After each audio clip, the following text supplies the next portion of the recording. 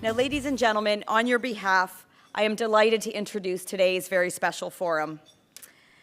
Politics is how a society decides to live together. And for political junkies, right now, Ontario is a pretty exciting place. On October 15th, the Honourable Dalton McGuinty stepped down after 8 years as the Premier of our province. In the 6 weeks since, 7 candidates have stepped forward to vie for the leadership of the Liberal Party and ergo the premiership. Today, you will have an opportunity to meet those 7. 6 of those candidates represent or represented ridings in the GTA. 1 is from Windsor. 5 are men, 2 are women. They are seasoned politicians and former cabinet ministers, well-established public servants, everyone. I'm going to introduce them here briefly, after which Steve Paikin will engage them in a lively discussion on why they are interested in this particular job vacancy and what they hope to do with it. First, Eric Hoskins, a humanitarian and family doctor. Dr. Hoskins was first elected as the MPP for the Toronto riding of St. Paul's in 2009. He served most recently as Ontario's Minister of Children and Youth Services and was also the Minister of Citizenship and Immigration. Welcome, Eric.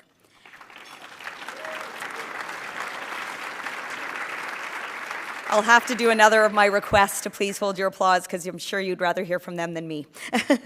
Gerard Kennedy. Mr. Kennedy was Ontario's Minister of Education from 2003 to 2006 before he ran for the federal Liberal leadership.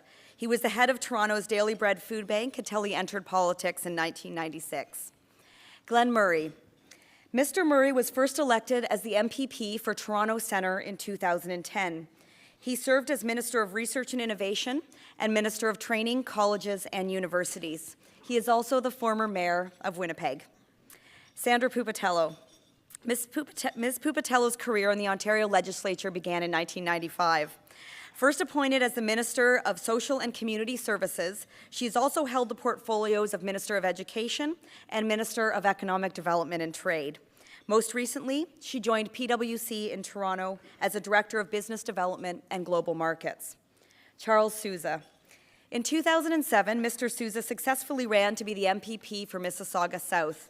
His most recent cabinet roles have been Minister of Citizenship and Immigration and Minister responsible for the 2015 Pan and Para-Pan Am Games. Harinder Thakkar. Mr. Thakkar was elected as the MPP for Mississauga-Arundel in October 2003. He served as Minister of Transportation, Minister of Small Business and Entrepreneurship, Minister of Small Business and Consumer Services, and most recently as Minister of Government Services. If my math were better, I would love to add up the number of years of cabinet experience we have at our head table. Kathleen Wynne. Ms. Wynne was first elected in 2003 as the MPP for Don Valley West. Last October, she was appointed Minister of Municipal Affairs and Housing and Minister of Aboriginal Affairs. Previously, she served as Minister of Transportation and Minister of Education. And today's event will be moderated by TVO's own, and I suppose by extension Ontario's own, Steve Paikin, the anchor of TVO's flagship current affairs program, The Agenda. Now, before I bring Steve and the candidates to the stage, a reminder to everyone in our live audience that you can ask a question via your Q&A card, so please raise your hand and a volunteer will collect it. And without further ado, Mr. Paikin, esteemed candidates, the stage is yours. Thank you.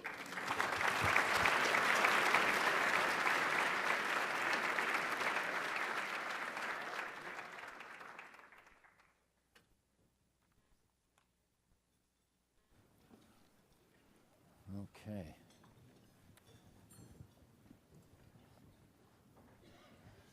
Hi, everybody. Is this mic on? Can you hear me okay? Yes? Okay. Just a couple of housekeeping items while everybody gets their seat going here. These are, of course, this debate is all questions from you. We've been taking questions from the audience and social media, so these will be less. This is not really my show. This is your show today. Tonight, right after this is over, these 7 are all going to come up to TVO, and then they're going to do a taping for the agenda tonight. It'll be different because your questions and my questions won't be the same.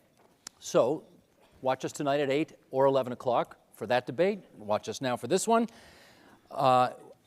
Obviously, time being what it is, we have 7 candidates and not that much time. I'm going to beg the indulgence of all of the leadership hopefuls to keep their answers as succinct as possible. And before we start, Dr. Hoskins, we have some full disclosure business to do here. Well, Steve and I talked about this, and certainly there's a reason why there's some distance between the two of them. And in the spirit of full disclosure, I need to announce that Mr. Pakin is endorsing me in my campaign. So, Zach, I think you're sitting over there. It's thank not you. this Pakin. My kid is working on his campaign, so we just get that out for full disclosure right off the top. My son, Zach. No, I'm not supporting any of you, actually. Just, I wish, let me rephrase. We knew that. Let me rephrase. I wish you all well, but I'm not supporting any of you. Okay. That doesn't make it better. Here we go, right off the top. Can I see a show of hands in this room? How many of you have children in the public school system, please? Hands up. You may be interested in this one then. Okay, here's the first, and let's go, obviously all 7 of you are going to want to address this, but I'll give it to the former education ministers first. So Kathleen Wynne, Sandra Pupatello, Gerard Kennedy first. If you were premier, what would you do to resolve the issue with our teachers? You're on. So what I have said is that the process as it has played out, I think we can all agree, has not been what it should have been. Between now and January 25th, there will be actions taken on both sides. My hope is still that government and federations can get back to the table. As of January 28th, what I will do if I am the premier is I will be bringing teachers, support workers, boards of education together. We need to find some common ground and develop a new process that respects local bargaining, but also recognizes the need for a more formalized provincial process. We need a new process. Sandra Pupatello. Thank you. Thanks for that. And I do think that perhaps by the end of January, if we're lucky, things may be better than the acrimonious relationship right now. I do want to stand on my record as Minister of Education. I had a very good working relationship with the presidents of the federations right across the board and right across Ontario. I want to have that again. What we can't see is that we can't see children being used as pawns, which is happening now. So we want to change that. I have to say that the provincial bargaining structure that we have had in the past, it worked really well when we had lots of money to give. That's changed. And I think we've got to figure out what we're going to do going forward. And I'm prepared to have those tough discussions, but I'm prepared to have an open, upfront, honest conversation with people. The way I did before is what they can expect from me again. Gerard Kennedy. Well, I think it's important that a government acknowledges when it makes mistakes. And I think the approach we're taking with teachers right now is not one that's going to fit our long-term benefit. So Bill 115 is not an approach that I endorse because there has to be real negotiation. We need not just to get the dollars that we have to recover in the system. We need the goodwill for children to stay in the system. We need the partnership that we formed in 2003 when we arranged our first 4-year deal to be intact. We need passionate teachers teaching in front of the classroom, education workers and others, and we need to let all public sector workers know that we want to engage them when it comes to the transformation that Mr. Drummond has challenged us to. So there's a different approach coming, and what I would say to all parties right now, let's try and sustain the goodwill in terms of what's there for kids, and we'll see what happens once the leadership is concluded. But I worry for the interim that everybody exercise that caution. Glenn Murray. Let's not worry about the applause, everybody. We'll get more time for questions here. Go ahead. Thanks. I've negotiated many collective agreements as a mayor and in the private sector, all successfully, all within fiscal plan, none of them with a strike. So I bring an immense amount of experience maybe to that. Second of all, we just negotiated college faculty all across when I was minister of training colleges and universities successfully, zeros. We did that with OSSTF. So I already have a track record with these same unions and resolving within our fiscal plan agreement. The final point I make is this. I have been talking to them. When Sam Hammond shows up and protests, I go out and I spend time with him and I listen to him. I go out and sit down with OSTF when they protest. I have spent a few hours, I think, in the last months talking to that. I've maintained a positive relationship, so I don't have to reinvent it if and when you elect me leader of your party. I will keep that relationship going, and I think it's already there. Charles Sousa. We need to resolve it, and it's unfortunate. I think we all acknowledge that we could have done better in terms of how we established the situation to this point. Everyone, teachers included, understand that we have a fiscal situation and it's tough. And as a former Minister of Labor, I recognize that the best deals are the ones done at the collective agreement at the bargaining table. We need to reestablish goodwill. We need to reestablish trust. We need people to sit down at the table and get it done. And I believe we do have a deal, but we need to work together to make it so. I have been meeting with local unions in my riding. We've been speaking about this quite a bit, as has everyone else. We need to do better. Harinder Tucker? I want to make 2 points. The first point is actually I worked at the Peel District School Board, which is the second largest school board in Ontario. At times when the Harris government actually did major cuts, I did, and I was the chief financial officer and the associate director, so I had hands-on experience dealing with the unions at that point of time. We negotiated the deal, but at the same time, we also made sure that the education for the kids didn't suffer. The second example I want to give you is we recently signed the agreement with the MAPSIO. We sat on the table with them for 1,000 hours. We negotiated the deal, which is equally good as the teachers' deal is. So my point is that if we can work with the unions, sit on the table and negotiate the deals, that's much better. But we also need to point out is we are here because we have a $14 billion deficit in this province, and we need to address that. And 50% of that deficit 50% of our total expenditure is in costs. So if we don't address the issue of salaries and wages, we will not be able to address the issue of the deficit, which is very, very important for us to address in order to attract investment and not to leave burden with our kids as well. Eric Hoskins. Well, Ontario has the best education system in the English-speaking world, and we built that education system because of a strong partnership with our teachers, our education workers, our administrators, and the government, and we need to rebuild that partnership so we can make further progress. I'm deeply concerned about the deterioration in the relationship in that partnership between the government and the teachers. I have a 7-year-old son who's in the public system, and what we need to do is we need to press reset. We need to show on all sides some genuine collaborative leadership. We have time. We have several weeks left where we can reach an agreement. I'll tell you one thing that I won't do. I won't, as we did in Kitchener-Waterloo during the by-election last fall, I will not disrespect our teachers, and I will not try to drive a wedge between our teachers, their students, and their families. I don't need all of you to respond to this unless you differ from what the current education minister has done today, which is to say she will permit one-day rolling strikes as I believe she called a good balance between the union's rights and the requirements of teachers and students and parents. Does anybody object to that today? Everybody agrees with that. Laurel Broden made a good decision. Well, sorry, I guess Gerard? I'm not, like what we have now in a relationship is the respect has come out in some areas. We have local bargaining taking place. And I think that what I would prefer to see is that we somehow take the tension out of this, that we move some of the goalposts here. And I think that there's, so I like the idea that there can be a limiting, a respecting of the fact that people are going to have a chance to express themselves. But I hope that leads to some flexibility around some of these hard dates. Children do not need to get caught in artificial deadlines, and I'm hoping that maybe the step that Minister's taking today could lead us to further flexibility, because that's what everybody needs. There's been a working relationship that can be brought on track if it happens. Eric Hoskins? Well, it's important to remember that we have the flexibility if the leadership makes the effort to reach agreement. We do have that time left, and I just ask people to remember with the agreement between the doctors and the province, back in June and July, we were at a similar point. Negotiations had broken down. There was a media war almost going on between the two parts, but we were able to, over the course of the summer, restart those negotiations. And in fact, this past weekend, the membership of the OMA, the 25,000 doctors in this province, have voted on a tentative agreement, which I'm confident will pass. So that opportunity exists with their teachers as well, and it's important, as has been mentioned, that this not be to the detriment of our students or their families. You're a doctor. How'd you vote on that? I did not vote. You didn't vote? But my wife, Samantha Nutt, did vote. You can ask her how she voted. Okay. I think she probably voted in favor.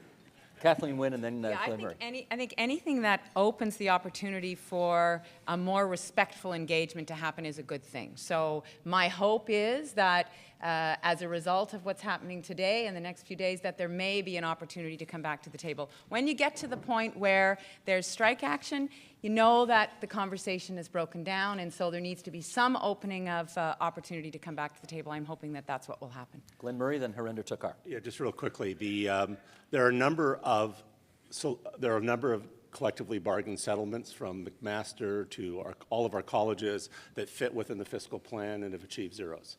There's probably 7 different models.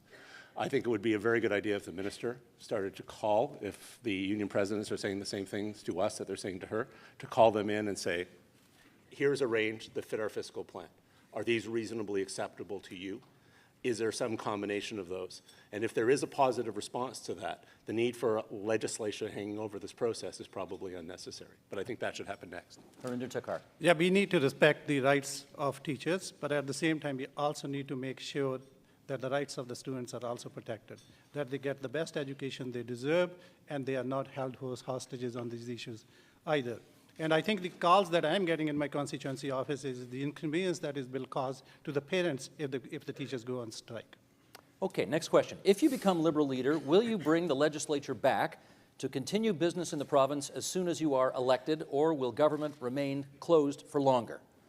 Sandra Pupatelli, you want to start on that? Thanks for that. I appreciate that. And I will bring back the House as soon as I'm able, and I hope to run in a by-election fairly quickly after winning the leadership. There are a couple of people, fortunately, who have offered me an opportunity to run in their ridings, and I expect to take advantage of that. And I do want to say that this is exactly the plan that was followed by the Conservatives, some of whom are here today, I'm glad to see, that when they were electing a new leader, when they were the government, they came back, prorogued the House so that they could go off and win in a by-election. So we're following that same plan, and I hope that that's going to happen very quickly. And I'll also note that by the time we get to the end of the spring session, we will have had the same number of sessional days. So I expect that that would be the course I would follow. Thanks, Steve. Charles Sousa. Immediately. I mean, Ontarians expect us to be back in the legislature as soon as possible. We have some shared initiatives that I think are important. Certainly around the platform that I'm being suggested is about increasing our job growth, enabling us to continue with some investments, and we need to get to the table quickly to do those. And I am looking forward to working collaboratively as best I can with those shared initiatives with the opposition. And we need to get as much of the initiatives underway as soon as possible for the benefit of all Ontarians. Glenn Murray. I said it right away, call it right back after Family Day. So Feb, whatever that is? Yeah, 19th, I think it 19th? is. Yeah, the first opportunity when we were planning to go back. And I said that without hesitation right away. We cannot be away any longer. Eric Hoskins? Well, I understand that the public feels that it's important for government to be accountable to the legislature. And a lot of important things happen in that place. And I also agree with the public when they believe that prorogation should be a tool of last resort. So I intend to bring the government back as soon as possible after the leadership convention. And also I intend to govern in a minority situation. So I would work with both parties to ensure that we're able to do the hard work that Ontarians in a minority situation expect us to do. Kathleen Wynne? Yes, I'm running to govern, and I want to get back to the House as soon as we can. I think that the antidote to prorogation, as I've been saying it to people around the province, is that we get back as soon as possible. And Glenn referenced February 19th. That's the date that's on the legislative calendar, and I would like to get back as soon as we can. I know Harvey Cooper, for example, is in the room, and there was legislation that we were bringing forward on a number of fronts, including co-op, that we want to get back. We want to get that legislation passed. There's a lot of work to be done, and people want us to be there doing the work of the people. Harinder Takkar. My position is that we will bring the legislature back as per the legislative calendar, which is February the 19th. I think the Ontario is facing two major challenges. One is the elimination of the debt. The other is creation of the jobs. And we need to go back and focus on those items in the legislature. Gerard Kennedy. Yeah, I mean, I organized 3 weeks of hearings against Mr. Harper when it seemed in a minority government he was using the power of prorogement in a manner that was arbitrary. I think there's real business being done. The province has got a doctor deal in it, and I'm sorry that Eric's abstained, but I'm sure it'll go through anyway.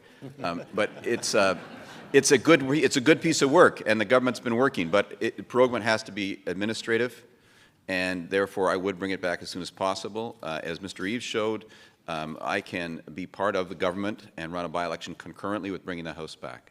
And we have to show the faith in the people of Ontario. And ultimately, even though there's been hyper-partisanship and a kind of a poisonous atmosphere that we need to deal with, we ultimately have to show faith in Parliament, in the legislature, and the people who've been sent there by the public. So You and Sandra Pupatello are the only ones up here who don't have a seat. She said she has a path to get back in. Do you as well? Yeah, I do have people that have, I mean, I have to say, people offered their seats, and people in ridings that are quite winnable in order to facilitate this. So people shouldn't mistake, there's a fairly strong team effort behind this renewal, and I'm glad to say that likelihood exists, or not likely, that certainty exists. I didn't want to say certainty because it sounds presumptuous on my part, but I'm just saying, should I win, there is a seat I can run in. Okay. 2, in fact. Next one, let's talk poverty. What will you do to continue driving Ontario's poverty reduction strategy? Harinder Thakkar, you want to start with that one? My view is that we need to look after all Ontarians in this province, and the people who are most vulnerable, we need to pay really attention to them. First of all, we also need to make sure is actually the issue of the jobs is addressed in this province.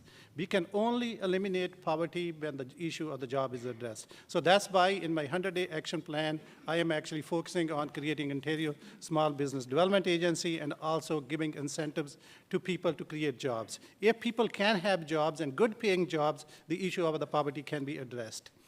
Otherwise, that issue will always be around. We need to make the economy grow, we need to make the jobs grow, and look after the people who actually need our help, so we can focus on the programs like the education and the health care and the social benefits programs. Gerard Kennedy. Well, I'd like to start us, we've made a lot of progress on a lot of fronts as a government, but I'd like to start us making more specific progress about the most vulnerable people in this province. What got me into politics in the first place, from running a food bank to running for leadership, as I'm sure most people take a path like that. But it was about people being left out. And I'd like to see our social programs turned into potential programs where we focus our efforts, as just been recommended, in fact, by Ms. Lankin and others, to allow people to make their maximum potential contribution to society. It can be the jobs that Harinder is talking about. It can also be volunteer positions. But the key thing that's missing and is holding us back is we don't incent employers enough to use the 80% of disabled people who have education. Our province, our jurisdiction is not strong enough in that regard, and this is the time to do it, because ultimately it means we're going to have these jobs without people and people without jobs. We're allowing productivity to come from people who are being passed over, and it's going to cost us less money. For every 2% that we reduce the number of people on social assistance, it's going to save us $140 million a year. So it's time for us to have that focus, and to me it's a very liberal focus, to allow people to be seen for what they have to contribute instead of being seen as people stuck in poverty. Charles Sousa. Well, it's about breaking the cycle of poverty, and it's about trying to help our children, especially those, and if any of you have visited some of these halfway houses, it's pretty sad. There's a lot of young kids who are in transition, and they're happy, but their future is bleak. And part of that is education. I commend our party for dealing with all-day learning, enabling our young people to get a better start in life. But we also need to ensure that when they grow up, they got somewhere to go. And it's all about job creation. Every decision we make as a government has to be around the creation of those jobs, by way of secondary manufacturing, by way of infrastructure investments for the long-term prosperity of this province. Those are the kind of things that's going to break the cycle of poverty, and education is a big piece of it. And I say this, a lot of people who are unemployed, our youth at 18%, bad enough. 8% is the average unemployment now, but newcomers to this country and to Ontario have a 27% unemployment rate now. A lot of them are the ones that are in poverty. A lot of them are the ones that we have to ensure that we take the right steps to appropriately integrate them into our society as well. Sandra Pupatello. Thanks for that, Steve, because I think this is where Liberals, frankly, differentiate ourselves against the NDP and the Conservatives. A lot of people talk about poverty in these big slogans all the time. I want to talk about things we've actually done. While I was Minister of Community and Social Services, making a huge difference for people with developmental disabilities in their own communities, shutting down institutions they used to live in and bringing them home. I did do that with a whole group of great volunteers out there in every region of the province. I want to talk a little bit about the regulation changes I made so people could go easier from welfare into work, and they did. And likewise, people with disabilities, just a little bit of extra help that could move them from the system and go back to work sometime if they could. We actually did that, and I want to do more of it. There's a reason that John Malloy, the current Community and Social Services Minister, is endorsing my campaign. He knows where I'm going on these social issues. He knows that that's what it is about. It's about social housing, even when we don't have the federal government supporting us like we did in that first term in 2003. We can still build social housing. We may have to do it differently, but we can do this. And I'm prepared to put that forward in this campaign to talk to Liberals about how we will go up against the NDP and go against the Conservatives. They'll talk in slogans, and the Liberal government will actually do it. Glenn Murray. Three quick points. One is Eric Hoskins, I and Laurel Broughton wrote an amazing policy online, the first wiki policy project in North America, with 8,000 Ontarians that proposed a social innovation strategy with a series of initiatives and programs within the fiscal plan. And I would like to work with Eric and Laurel and implement that, because it would start to dramatically bring down our welfare rates, and we tap the smartest people in Ontario to do it. We have the plan. Let's get on and do it. Number two is, when I was mayor of Winnipeg, we built more affordable housing than any other jurisdiction in Canada, and according to my friend Steve Mahoney, in history. We didn't do it through the public sector approach. We did it through a partnership approach. I wrote a paper on it. The paper's there, the policy's ready to go. Could build 50,000 affordable housing units in 50 years using private sector, not-for-profit partners. I want to do that. And finally, my tax plan gives everything from a $300 to $1,000 tax break for middle and low-income families. They need more money in their pockets. They haven't been benefit from the recovery, so I would implement that. Those are three initiatives that I think would dramatically change and reduce poverty in Ontario. Kathleen Wynne. Let me tell you just a quick story about how we got a poverty reduction strategy in Ontario, because we're the first Ontario government to have a poverty reduction strategy, to set targets and to meet those targets. We had a women's caucus. I was chair of the women's caucus, and there were a number of people. There were some honorary women who came, and some of the men in our caucus came to that women's caucus. We went to our large caucus and we said, we think poverty reduction is something that we should focus on as a government. And the answer we got back from some of the party elders was, you know what, not a lot of votes in poverty reduction. And we pushed and we brought a proposal. We said, actually, the people who vote for me care about those people. The people living in poverty may not be voting for us because they're too busy trying to put food on the table for their kids, but the people who care about them actually do vote for me. They live in Leaside, and they live in North Toronto, and they live in the on Post Road. So we got a poverty reduction strategy, and that was pushed by the Women's Caucus. And I think that's a very important reality. And we got there, and all of our government stood behind us, and we have that poverty reduction strategy. So I'm going to continue to implement that. The report that Munir Sheikh and Francis Lankin have brought out, I think, is a starting point for the next phase in our rationalization of the social assistance program and making some changes to help people get into work. But the other thing that I think is really important is that my economic policy is going to be my poverty reduction strategy. You can't divide the two. We can't talk in sequence about poverty and then the economy, or we'll just worry about the economy now and then later we'll worry about poverty reduction. I don't think that's how it works. I think as Liberals we do those things simultaneously, and that's how we get to a more just society. Thank you, Ms. Wynne. Kathleen. Eric Hoskins, last word on this. Thank you. Well, as a family doctor, there are a few things more frustrating than when you, for example, give a prescription to a child and his parent for a chest infection and send them home knowing that that child is living in poverty, and so they may not have access to adequate housing, they suffer in school, they don't get enough food or nutrition, and so those are the social determinants of health. And there are 400,000 kids in Ontario living in poverty today, and 150,000 of those are using our food banks. 150,000 people don't have access to affordable housing right now, or they're on the affordable housing wait list. So there's a tremendous amount of work to do, and I have to say that I'm proud that even before politics, I spent 25 years working with and on behalf of vulnerable children and youth. I was the chair of the government's poverty reduction strategy, this province's poverty reduction strategy for the last year. And we've made great strides. We've lifted 20,000 kids out of poverty in that first year of the program. We're going to see in the report next week that many more kids have also been lifted out of poverty, but there's much work to be done. And I believe that we need to immediately implement the social assistance review that Francis Lankin and Munir Sheikh have recommended, partly because it talks about streamlining the programs, consolidating programs and benefits so it works better for the recipients, but it also talks importantly about that productive employment for individuals living with disability, but also those on Ontario Works. So I would begin implementing that program, their program immediately. Next question here is on privatizing the LCBO, and I got a feeling we can deal with this one quickly. You've all been watching Tim Hudak, the Conservative Party leader, who over the last few days has been making a series of announcements about privatizing OLG, the casinos, the lottery, the LCBO today. Does anybody up here think that we can loosen up on the sale of, say, beer and wine in the corner stores, or maybe you want to look at somehow changing the way the LCBO does business? Glenn Murray, go ahead. Yeah, I grew up in Quebec. J'aime la vin rouge. I loved, when I was a student, going down and getting a bottle of wine and a blanket. Well, I was 18. You were 18, okay. Yes. And at the corner store. And getting beer at the wine at the corner store makes huge sense to me. It renewed the small businesses of Main Streets, which we've been losing. It helped mom and pop shops make ends meet.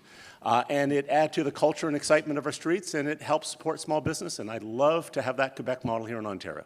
But privatizing the LCBO as well? No, not privatizing, just No, the no, Quebec no, model. I'm just asking They still you. have a very healthy public sector SAC in Quebec, and I think it's a good model. I like what Quebec's done. I think we should steal from our neighbors. Kathleen Wynne. So I'm a bit of the if it ain't broke, let's not try to fix it school of thought. And I think the distribution network that we've got of LCBOs is pretty good. There has been a loosening up of the laws over the last few years in terms of outlets. So I don't think we need to fix it. And the thing I worry about is putting the responsibility, and Glenn, I hear you, and I appreciate that experience. But I heard a young man on the radio, or maybe not so young, talking about when he was 10 going to a dépanneur and being able to get a case of beer, and there was no restriction on that. So I just worry about putting that responsibility on people who may not be ready to take it on. I like the LCBO the way it is. Charles Sousa.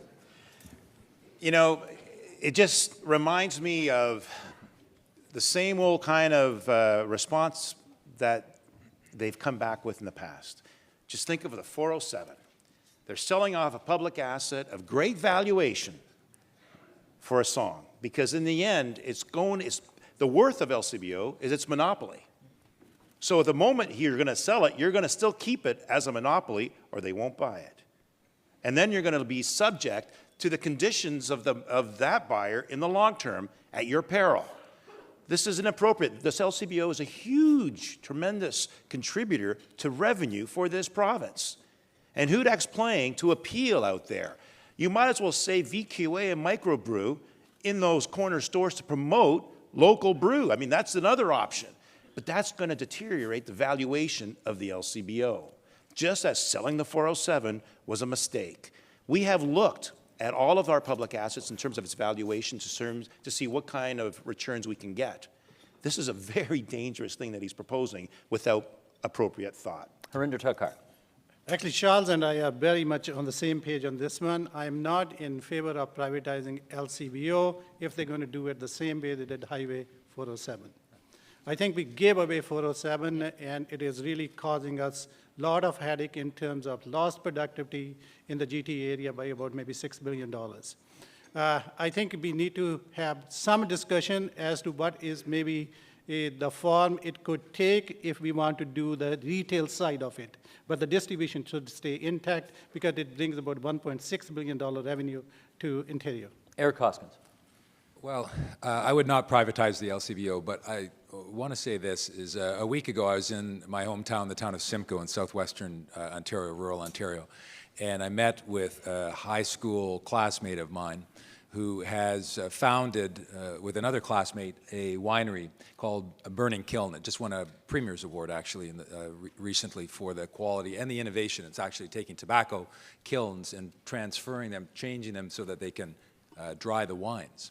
So I said in my rural platform last Friday that I would want to make a priority to find new retail and marketing opportunities for Ontario wines and Ontario craft beers, because it is a growing industry that is worth supporting. They're world-class wines, and they are certainly finding a disadvantage and great difficulty in being able to penetrate the market, I think, because of some of the ways that we go about our government business. I would not privatize, but I would certainly look to augment those practices. Sandra Pupatello. Well, I think what's really apparent right now is that if you live in Toronto, you probably don't realize that there are 217 locations in rural Ontario that have mini liquor stores inside the grocery store. So if you're out in rural Ontario, cottage country or otherwise, it's there already. I think we need to tell Tim Hudak that. He's too Toronto to be running for all of Ontario, and I think that's what's critical. And I need my colleagues here as well to know that there's a big old province out there, and if you're in a little town in Ontario where I've spent a lot of time lately, they don't have all this infrastructure for a fancy flagship LCBO like you've got up the Yonge Street here in Toronto. You got to go to the local grocery store, Foodland. They've got all the beer and wine in there. That's where I go to buy my beer and wine, even if I was 10. I'm just kidding. I was a tall girl. I'm teasing. But seriously, folks, I think what Tim Hudak gives us a chance to do is say, he's too Toronto for the rest of Ontario, number one. Number two, we've got to be about changing things up. And that means don't be afraid to look at things. But when these really smart people got on a panel and reviewed what we should do for LCBO, not all that long ago, they said, don't kill the cash cow. And right now, we need a lot of money because the number one issue for us is our fiscal situation. That's why what Tim is saying is so outrageous right now. We've got to figure out where the money comes from. Every time he comes out with these clever little pieces of paper, I've got to ask him, where is the money coming from? And I hope the business people in this room, Satinder's here representing CFIB, he knows he's going to call up Hudak and say, where are you going to get the money when you get rid of the LCBO? There's $2 billion there. That's what I'm going to ask him during an election. I'm going to ask him to be accountable for the policies that he's tabling like little candy for the public because he doesn't think we're smart enough to know any better. Okay, Thanks, Stephen. Let's get Gerard Kennedy in. Gerard Kennedy. Yeah, I think the LCBO does a couple of important things that have to stay. One is all of the revenue. We need it for a lot of good purposes, but also the access in terms of alcohol. Having said that, other provinces have been able to maintain the revenue. They've been able to mix up the selection. They've been able to bring more to rural Ontario. It's too bad Mr. Hudak can't get out more to see the places that are underserved. It is, I think, something we have to consider. There isn't anything in an enterprising government that we shouldn't be prepared to look at, but the principles should be really clear. We know why LCBO was there, and we know what we would come out with. We come out with at least the same money. Now, interestingly, that's the claim that was made in Alberta, but as Sandra suggested, there was a study of this lately, maybe it was Kathleen, and there was a marginal benefit for Ontarians. But in the scenario that we're in right now, and I say this to the employees of LCBO, those are good-paying jobs. I'm not against good-paying jobs. But what I want to say to everybody working in the public sector, we need public sector productivity. We need to know how we're going to justify this because there's an uncertainty out there. What we don't want Mr. Hudak to do is divide us into people who think they have good-paying jobs and the people who don't deserve them. There's a lot of challenges that we have ahead, and the only way we're going to meet those challenges is by pulling people together, putting some of these questions out in the open with their implications, having a public debate, and I don't even mind having Mr. Hudak at that table. It's a minority government. Let him bring his proposition into committee. Let's have a look at whether his numbers add up and so on, and let's see what's in the interest of the province. But, you know, nothing is ruled in or out simply on its face. Ontario, under a Liberal government, is always going to go one place, and that's forward, and we need to make sure that we do that. Okay, Kathleen Wynne wants a quick follow. I think we need to be clear in all of these policy discussions what the problem is that we're trying to solve. I was in Bond Head this morning with some of those farmers that you're talking about in the rural communities, Sandra, and the room was split. There were a couple of people who said they thought it was a great idea to do what Tim Hudak's suggesting, but as I left, there were a couple who said, do not sell the LCBO. That's a crazy cockamamie idea. So they're living in those rural communities. But what is the problem we're trying to solve? And I don't think Hudak has outlined exactly what that is. And what we need to do as Liberals is define what those problems are and then have a discussion with the people who are on the front line, whether it's the wine growers, you know, who are innovating, about how best to serve the people in the province and the industry. But let's define the problem we're trying to solve before we make a decision on the policy initiative. Okay. Anybody else want a word on this? Yeah, Glenn? I spent 7 years working as a street outreach worker. The last thing we need to worry about for our kids is whether or not dependers or local corner stores are selling wine or beer. What we do need to worry about is that so many of those small entrepreneurs can't get started. And when new Canadians come and they often open up those mom and pop shops, it's hard to do it because everything from the TTC to all government services and flu shots are now run through your Shoppers Drug Mart. And these large chains have displaced that. And mom and pop shops are important to new Canadian families and to people, and they're important to the life and uniqueness of our communities. And those entrepreneurs will make a lot more money from the government selling reasonably good wine and reasonably good beer, and I trust Ontarians to be grown-ups. We're as civil a society as Quebec, and if they've managed it for 20 years without a problem, I think we can handle it. Have a little more fun as Ontarians, please. Okay. Everybody's happy? Okay. Anyway, the journalists at the back have got their lead. Sandra Pupatello started drinking at the age of 10. That's what we know. That's all right. Okay, sure, bring those up if you like. Okay, let's talk energy. What will you do, thank you, what will you do about the existing green energy program? Do you support the feed-in tariff? If not, what are your plans? Charles Soucy, you want to go first on this? So, I have some energy experience. So let's deal with that from the outset. As you know, there was a gas plant in Mississauga South. I'm going to start with that one. Sure. I opposed it before I was even a candidate. I opposed it because it was in the wrong location, 100 yards away from people's homes, in another riding, no less. I opposed it when I was a candidate. I opposed it when I was an MPP. I opposed it when I became a minister. And I oppose it still when I sought re-election. And I will ensure that we never make that mistake again. That is why, going forward in other regions of the province, we need to give them the appropriateness to consult and look at what energy programs are being put in their respective ridings, so that we can consult with the communities and to ensure that we never make those mistakes again. Gerard Kennedy? Well, and the question is about the feed-in tariff. I think it still has the kind of promise when we put it in place. I think we do have to review whether we're getting on the numbers. I think people may realize we're in a different situation now on power in this province.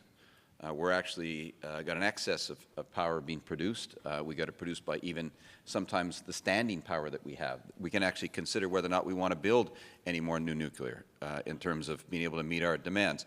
But I want to say this. The march towards green power was an important and smart thing for the government to do. And on this one, it's part to say where are we at and what adjustments can be made, but there's 90% less particulate matter out there because we closed down coal-fired power plants. There are kids with less asthma because a decision was made and a path was arrived at. Now, I want to tell you, when it comes to energy and nuclear and the costs of things, and I wasn't there for the decision, but I empathize a lot with Charles, is that, it's very hard to get that information straight, and like somebody want to try and find out what the cost of a nuclear plant is.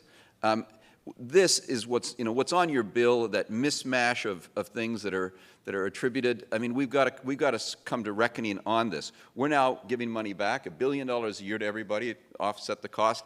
I remember sitting in cabinet saying, we're not doing this anymore, right? We're not going to subsidize business or anybody else. Everybody hold hands all together here. We're going to pay for the cost of power. But we can't. It turns out we can't do that. Up in the north, we're not going to get the circle of fire unless we have some more access to power. So there's a debate there, but I want to make sure that people understand we have taken an enormous step to being a green power jurisdiction where people will build things and employ things. And we're on the road to 50,000 jobs. And I think what we have to do is have a healthy check-in to make sure we don't just do things because we started that way. Harinder Thakkar. I think it's not what is wrong with the feed-in tariff. I think the key issue in my mind is at what cost are we producing that electricity and what kind of that electricity rates are having impact on our businesses. If we are producing expensive electricity, it makes our businesses uncompetitive, even though it has helped us to generate a lot more electricity. So now the question becomes is what do we do with a lot more electricity? And in my plan, I'm proposing that we should use that as a leverage to attract investment in the province of Ontario. We shouldn't just give it free to the other provinces. We should actually use that as leverage and sign long-term contracts and encourage people to do the transformation of our industries like the forestry industry. We recently had been able to attract a very large firm from India who is actually going to transform our forestry industry by actually dissolving the pulp, shipping it abroad, and increasing the market value of that mill. I think those are the kind of the things that we need to do, but we need to be careful that we don't increase the price of the electricity to the point that our businesses are not competitive anymore. Eric Hoskins. Well, I think in the case of the gas plants, I can certainly understand the frustration and the anger that Ontarians feel in terms of the cost of relocating those two plants. And it's clear that that decision to close and relocate those plants should have been made much, much earlier in the consultation process. And what it says to me is it speaks to that consultation process itself, and particularly being in, when you go to rural Ontario, when you see the opposition to wind turbines as well, and the communities perhaps are uncomfortable with having them in their communities, and they are speaking out, and they look at Mississauga and they look at Oakville, and they want a system of consultation and a government that will approach this issue consistently across the province wherever that might occur. So I've called for, well, I'm calling it a YIMBY program, Yes in My Backyard, where we give precedent to and prioritize and higher weight to those communities that are able to work in close collaboration with the private sector and with their municipalities, where they say, yes, I do want the economic development in my community. I do want the jobs in my community, and we give greater weight to those, because with the FIT program, for example, and I think we need to fairly dramatically increase the mandatory public consultation as well as the role and the voice of municipalities. But we are so oversubscribed for the FIT program that we can afford to give precedence to and highest weight to those private sector proposals that enjoy the confidence and support of the communities and the municipalities around them. Sandra Pupatello. Thanks. It's hard to have a conversation that's such a complicated topic as our green energy or energy plan for Ontario. It is very complicated. You asked about the FIT program specifically, though. Some of my colleagues who are in government today may not realize that the current Minister of Energy has already changed some of those criteria on the new FIT, or FIT 2, or whatever they're called. And because I was in the business community this year, I heard all about it. And that has already taken a lot of the sting out that communities like Carol Mitchell's, who's here today from rural Ontario, have felt over what we've done related to wind turbines in whose backyard. Those changes are already coming. And if you look at Brad Dogood, who today endorsed me as the Minister of Economic Development and Trade today, when you look at what they've been doing and what's coming and their long-term plan that he did as an energy minister, you'll see there's not a lot more megawatts coming out on green energy. For us going forward, it has to be affordable, sustainable. It has to be a part of an environmental and economic plan. That's what the energy policy needs to be. Back in the days of Ontario Hydro, it was used then as an economic tool. That's how we got the auto plants. That world is different. But you know what? The world is different even from last year. They just found all of this gas all over America, which totally changed the playing field of energy and where our sources are coming from. We'll insist on clean. I certainly will. But I will tell you that the mix has to change because the world changed since we tabled the Green Energy Act. Government has to know how to respond in kind to that. I will also say that I was around the world selling the Green Energy Act while we were in the House talking about it, saying, look what's coming to Ontario. And we brought an awareness and a spotlight to our province to be clean, green Ontario. We've launched a whole clean tech industry as a result. That's putting that piece together between environment and economic. That's important. Going forward, I believe that we've got to look at how we hand out our energy generation. We've got to look at agencies that we thought back in the days when Ernie Eves was in charge of energy, they created a multitude of agencies. I've got to ask why policy for transmission sits over here and policy for generation sits over there. When they're so clearly intertwined, they've got to be flatlined. So you need a premier and a leader that understands the guts of that to know what direction we're going to give to the business community and assure the public that in the future we are moving forward to affordable, sustainable energy planning for Ontario, and I want to lead that party and that government. Okay, Thank here's you. Glenn Murray's turn now. Yeah, this is where I probably disagree more with what we've been doing fundamentally. The word that's been missing is plan. If you go to Calgary, you'll see the Green Energy Plan. It was done by the Canadian Urban Institute when I was the president and CEO. It was all done by Ontarians, as was most of BC's. And the same group of us lobbied this government for years, which I eventually became a member of, to start planning energy at the community level. The first thing you ask is, how are people using energy? And we actually had some success. If you go to Calgary, you'll see an energy map. When do people use energy? Airports, downtown suburbs, industrial facilities. Then you explain that to people. And then you match the right technology for the right type of demand and energy profile, which is what Calgary did. Then you take that energy plan with all of those options to the citizens of Kitchener, Waterloo, Bruce County, or Cornwall. And you say, here are the choices. Thermal will cost you this, solar will cost you that, wind will cost you that, and we want your municipality to plan your energy the same way it plans its water and sewer, because your water and sewer are actually two of the biggest drivers of energy, which is what they do in every place from Osoyoos to Calgary. But we didn't listen as a government to the community and to the experts. So Calgary announced that it was saving $32 billion, redirecting 30 hectares of residential development over the next 25 years. And green energy is very popular, and people are getting elected in Calgary and in Alberta for green energy. Liberals are getting defeated over this, not because we don't have a good energy plan, because we didn't plan it. So I have a detailed plan on community energy planning that will save us huge amounts of money, will never put us in the embarrassing situation of canceling plants because we didn't plan properly, and will get elected, not defeated on green energy. And we can do that because we're smarter than, well, at least as smart as Albertans and British Columbians, and we should listen to the Ontarians and Manitobans too, my friend, two of us here. And we should listen to those folks, and we should listen to our own people and not sell our best ideas to our competitors. Last word on this to Kathleen. We're Ontario champions in this room. The Green Energy Act was designed to jumpstart an industry. That's what it was about. It was about jumpstarting an industry, cleaning up the air, and getting us on a culture shift that I think has gone very well. It was designed to evolve. It was what was built into it was some of the changes that Sandra has talked about. And being in the government, I know that Minister Bentley right now is on that path. The pricing is changing. The point system for allowing municipalities to have a say in what's cited in their communities is changing. And that was always the plan. I think we need to look at conservation. I don't think we've been ambitious enough on conservation. And I think Sandra's right. You know, we need to look at, do we have the right number of agencies? Do we need fewer? Do we need more? I don't think we need more. I think we need fewer and more alignment. So all of that complicated work needs to be done. But let's not forget that the air is cleaner, and we have a new industry in the province. We are leaders, and we need to continue to be. And in order to continue to be leaders, we need to be flexible and pose these difficult questions to ourselves. Candidates, I'm afraid that's our time. I want to join all of these people here in thanking you for participating in our debate today. Thank you.